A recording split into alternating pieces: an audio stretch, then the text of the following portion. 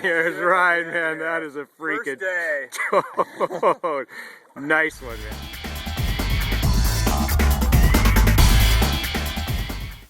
Hi, I'm Scott Howe, and I'd like to welcome you to another one of our how-to videos. Today we're going to be talking about using Ostrich for intruder style flies. You know, Ostrich is a great material. Steelhead just eat it up. I think for a lot of different reasons.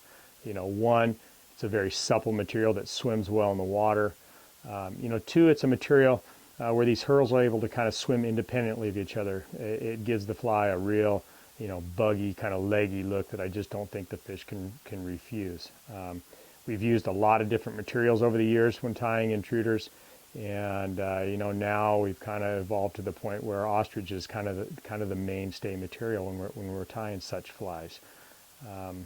But not only have we experimented with different materials, but we've experimented with different ways to use these materials. And with this Ostrich, when we first started out, we were all kind of looking for the perfect feather that had this nice, perfect tip that had nice length, the right length here that we were able to wrap these tips in, just like we would any other hackling material. But obviously, there's only one tip per feather, and finding the perfect tips on a feather was pretty hard to do. You're very, very limited. So then we ultimately had to find a way to use these hurls that were, down the rest of the stem.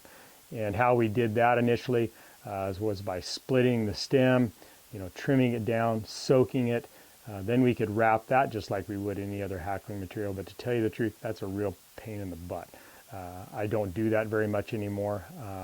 The method that I've ultimately used more than anything else is now I spin these hurls in a dubbing loop. And it makes it very, very easy and simple and quick, which is what I'm looking for when I'm guiding as much as I am. What defines a nice quality Ostrich feather for me anymore is not the length of the hurl or having the perfect tip. I'm looking for nice, slender swords that have nice, sharp points on them. That's what I'm after. I don't like the big, fluffy feathers. I like slender swords with sharp points. And as you can imagine, I can take these things, put them in a dubbing loop. I can adjust the length, however, whatever length I'm after. It doesn't matter. These things can be 6-8 inches long because I'm able to pull those in my dubbing loop to whatever length I want. And it makes it really, really easy. And that's exactly what we're going to show you today.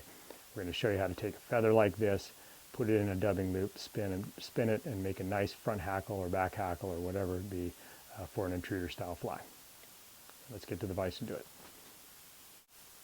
Okay, now that we're here at the vise, what we're going to do is we're going to take that same feather that we were looking at over there that has these slender swords with these nice sharp points, and I'm going to spin them in a dubbing loop to give us the front hackles on intruder style fly like we have here. But like we were talking about over there, these the hackles or the hurls on this feather are way longer than I want. They extend way out past the tail feathers of this fly. And, especially with the Signature Series intruders, I kind of like a nice teardrop shape.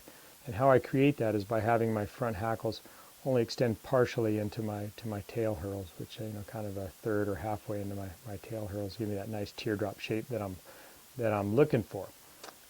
So anyway, what we got here is we got the foundation to Signature Series intruder. We started here with one of our 1 3/4 inch Steely shanks. I've tied in an ostrich tail that I've blended in with a Steely dub butt. I got a mylar tinsel body here, and I got a support collar here that I've created by spinning some of our Steely coon.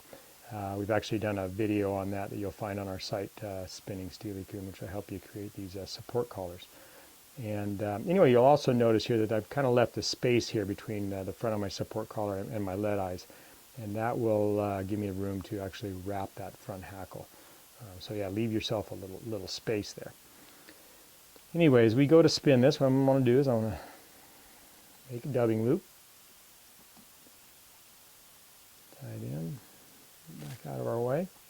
And I found the best way to work with this stuff is to actually cut yourself a section of stem that has about the right number of hurls you're looking for to give you, you know, a nice front hackle that isn't too bulky. It's pretty easy to overdress these flies, and as so often is the case when you're tying flies, you know, less is more. So you don't want just a bunch of legs on here where this thing just ultimately ends up turning into just a big marabou mop of sorts. So yeah, I kind of like maybe 3 to 4 wraps once it's dubbed, and that'll let me I kind of have that leggy look I'm after. You know, each feather will be able to swim independently of each other, and I'll get a nice buggy, leggy look. So anyway, cut yourself a section of stem that's kind of roughly 1.5 inches to 2 inches long.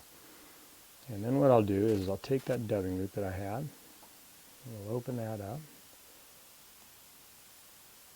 It's not wrapped on itself. And I'm just going to slip that stem with those hurls in there. And the nice thing about this is I'm actually able to pull on that stem, kind of get that length that we were looking for, that we were talking about, where those hurls or my front hackles only kind of extend partially into my tail. That looks like about right. From there, what I'll do is pull tight on your dubbing bottom so it doesn't slip out. Get in there, and we're just going to cut that out just like that. Oh, one more. Anyway, you can see that spreads them out real nice. And from here you can kind of do some fine tuning. You can kind of pull on them a little bit longer than I want. Make sure they're kind of evened out the way you want them. They're actually evened out pretty nice. And about the length I want. So what I'm going to do from here is I really don't want all this extra bulk here with these butt ends. So I'm going to go in here one more time before I start spinning them. Go in there and just kind of carefully cut those out. Kind of straighten them back up a little bit. Now I'm at the point I'm ready to spin. When you start spinning these things, just don't go crazy, because they do have a tendency to want to tangle on themselves. So start going kind of easy. And you'll see they spin up real nice.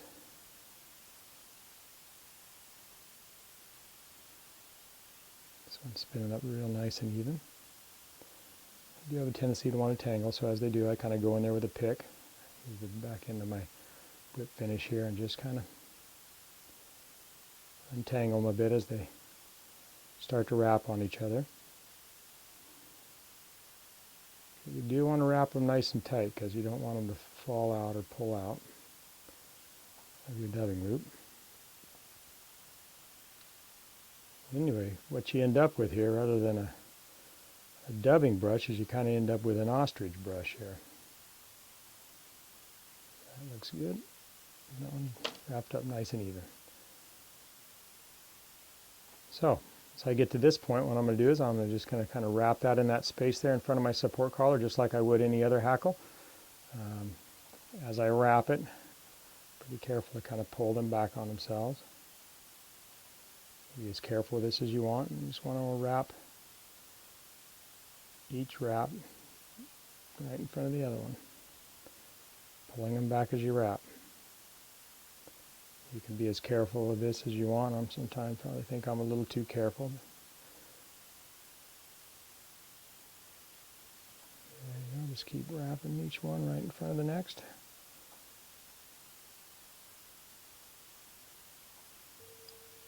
Pulling them back each time.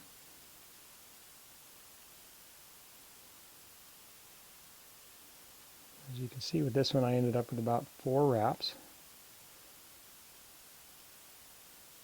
Ends up looking pretty nice. Wrap that one more time just so it doesn't fall apart. I'm going to go ahead and tie it off.